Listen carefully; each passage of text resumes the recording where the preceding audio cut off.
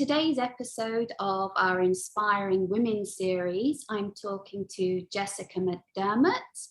Jessica's a photographic artist and art facilitator. Hi, Jess. Hi. Thanks for taking the time to chat to me today. No worries at all. Thank you for having me. So first of all, I have to say that I found your 50 decades to visit before you die quite thought-provoking. And I also really liked your show and tell series. It really made me want to find out more about those people and their possessions that you showed in the photographs. So I wanted you to start maybe by telling me a bit more about your photography and what exactly an art facilitator is. Sure. Okay. So I'm very interested in people and how they think and how they decide to do different things. And so that sort of inspired a lot of my projects in the past. So show and tell is something from a few years ago. And as you say, that's people's possessions and they have these interesting stories behind them. And I was particularly interested. I would always ask people if there was one object that kind of just, it had to be that object that they would be photographed with. And for some people that they didn't have anything spring to mind. And I was like, okay, that's fine then.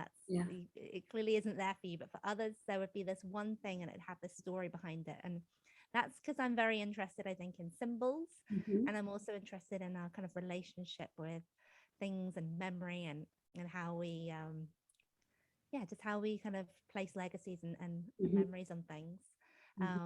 And then 50 decades to visit before we die. That also comes from this other part of me that's very interested in kind of high concept ideas. And I really love time travel as a concept. And what if we would go back in time? Like, what would we learn? Particularly interested in women and overlooked stories. And whether, the history that we learned at school, would it actually feel like that if we went back to the Tudor period or went back to the 1940s during the war? So there's one in particular where I've gone back to the 1940s. So it's, I guess to explain better, the 50 decades to visit before you die it's like a Lonely Planet meets a sort of rough guide to the past. So imagine time travel exists and we're all able to, hop back in time for a few hours a day. What would you see? How would you kind of navigate that space? So it's like people have come before us, they've done it, and they're sort of talking you through how to do that. And it was great because it took me down some rabbit holes and I learned some great stuff about things like lobotomies. And I learned that the majority of those happen to women, even when there were even when there were more institutionalized patients were male. About 60 to 80% of lobotomies actually were on women for things that these days as well we would not even consider a medical problem. Shall we say, things to do with hysteria and basically actually women doing normal things but being seen as outside the social norms. And so those are the sorts of things that inspire me and get me excited as an artist. And then being an art facilitator, that's kind of taking my role as an artist and going into often schools. I've done a lot of big art projects with galleries. I've worked with Tate and the National Portrait Gallery. I do a lot of work with a great organization called A New Direction. So the thing that kind of started me on this journey, I was a photographer on an amazing project, which became an exhibition called Steve McQueen Year 3. So that was working with the artist and director Steve McQueen. That must be a great experience. It was incredible. It was really incredible. And it was the first time I really kind of I have a background in both photography and teaching. I kind of got to bring those two things together. And that kind of basically put me on this new career trajectory as well of kind of doing this a lot more on big art projects. And I basically that meant I would go into schools every day and I would deliver workshops and I would take these class portraits that then became part of this enormous exhibition of over 3,000 class portraits featuring 75,000 7 and 8 year olds all from across London. And that was part of Steve McQueen's big exhibition, and it was, yeah, it was really something to see once they were all up on the walls. It was amazing. Yeah. um so yeah, that's the sort of thing I do. And it's going in as an artist, and it's also doing a lot of things based on teaching creativity. And I'm really passionate about that too, because there's a lot of research to show that when you teach children how to be creative and how to think creatively, they are able to actually be set up more for the future. It helps them with all of the subjects across the curriculum. And yeah, they can make connections, they can kind of forge new careers, which is what the majority of us end up doing. We maybe see ourselves as these, very specific kind of roles that we've heard about, but in the long run, a lot of people, and a lot of creative people, end up kind of merging two things. People who merge, science and the arts, or whatever it might be. For me, really love history, but I love it from a much more of a storytelling and artistic basis. So it's great to kind of do that with young people, and it's not really done enough in schools. And so that's another reason that I'm so passionate about kind of getting in there and working on these projects. Yeah, sounds great. It sounds really rewarding as well. It is. It's incredible. And young people, they make it so clear kind of how they feel about things. So when you've had a sort of positive influence on them, they'll let you know about it, which is great. Whereas, adults can be a little less forthcoming sometimes, but children, it's all there in their faces and their reactions. And that you've had an impact, even if, you can just go in for an hour and it's huge. And so, yeah, I love that about I have a background in teaching as well, and I used to love teaching the younger ones. Definitely, yeah. You'd come out at the end of the day with a big smile on your face. So, yeah, you never know what they're gonna say. No. So Exactly. I used to go in as part of, originally it was a year 3 project, and then Steve McQueen year 3, and I would take this photograph. It was actually one of my own photographs from show and tell, and I would ask them about it. And there were only so many. It had kind of like symbols and different things you could read into, but there wasn't that much to read into, and yet they would come up with a different story in every single school that I went to. And I went to like, I think it was about 450 classes that I saw over the course of that year. So they really were imaginative. Yeah. Right. Okay. At Cyssan, we believe that it's really important to be yourself and to live your life in your own unique way. So to be unconventional, embrace your uniqueness. We believe this is your superpower. What does being unconventional mean to you as an artist and as a woman? I think being unconventional to me is about kind of especially as an artist, taking your ideas as far as you can take them, and trying to do something new and different. And I think, and very much so, kind of being yourself and not worrying about what that means. I think it's very easy, and I think it's taken me a little while to kind of get to this point. And I think that's because of the conventions of society. That sometimes, especially as an artist, your ideas maybe don't kind of fit with the trends, or what's considered, what you should be doing. Especially, I think, starting out in photography, I think there's a little bit more rigidity in that. And I've always approached it more from this interest of storytelling.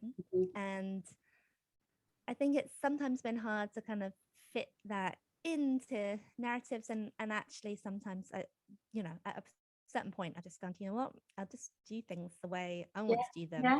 And when you do that, people tend to react very positive to it. And it's not always easy to sustain that, but I think that's what this is all about, being unconventional, as you say, and kind of that superpower of serving yourself, and thinking about who you are, and actually really being who you are. It's all about just kind of putting yourself out there as you truly are. And it's not easy for us to do, and I think sometimes people look at others doing that and think that it is, but I think we have it none of us are conventional. No, We all everyone have is it. different. We have it all within ourselves to kind of show that side, and Yeah. it's not easy, but we can all do it. We can. Even if it's just a tiny little thing, I'm sure every person Exactly. has something that's a little bit unconventional about them. Absolutely. Absolutely. Some show this more than others, but yeah, everyone's unique in their own special way. So let's talk a little bit about Cyssan watches now. We designed our Cyssan watches. Yeah, it's looking great. We designed them to be worn in a more unconventional way, so with the watch face on the inside of your wrist. Had you ever worn a watch this way before? I don't know if I had worn it like this before. One thing I do like about that, especially when I'm delivering workshops, is I never like to be too avert than I'm kind of looking at the time. It's all about being present and in the moment. Yeah. But as a facilitator, especially, I'm just like the kids. I get overexcited about the whole thing and get really into what we're doing. But it's like I have to kind of make sure that we're moving on to the next thing. We're not overrunning. And it's actually quite a good, subtle way of doing it, I find. So I really love it for that. I like it both ways. I like that you can just sort of wear it both ways, because I think the watch face is really gorgeous. Like it's very classic, but very contemporary as well. And so I kind of want to wear it in the way that you're going to see it the most. Well, yes. But I think true, yeah.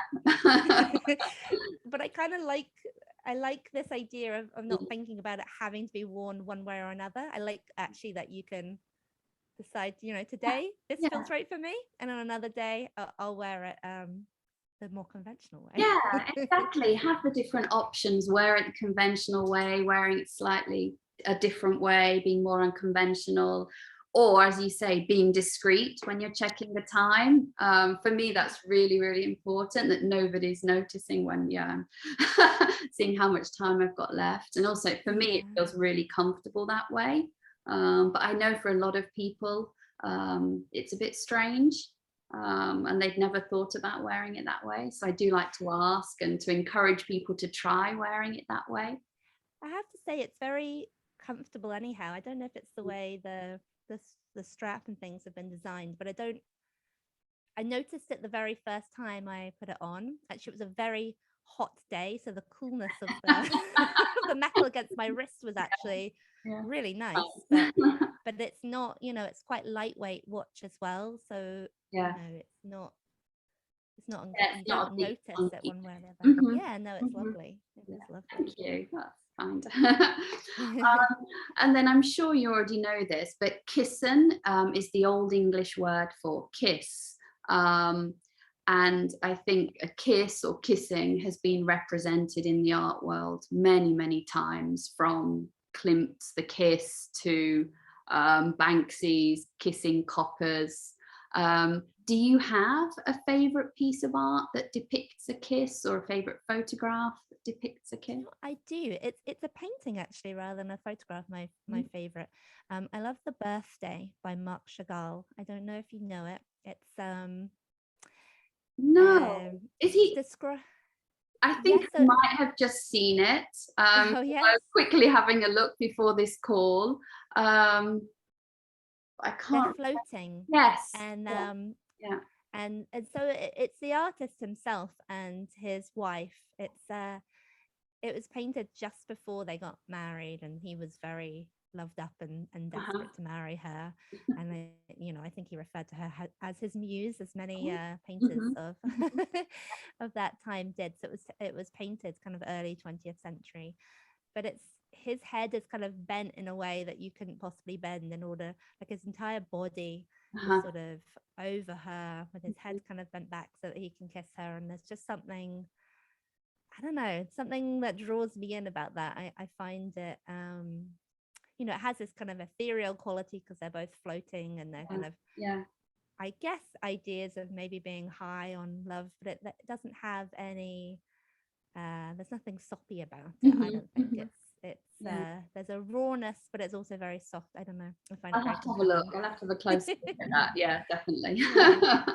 And it's his birthday, so he's very much like it's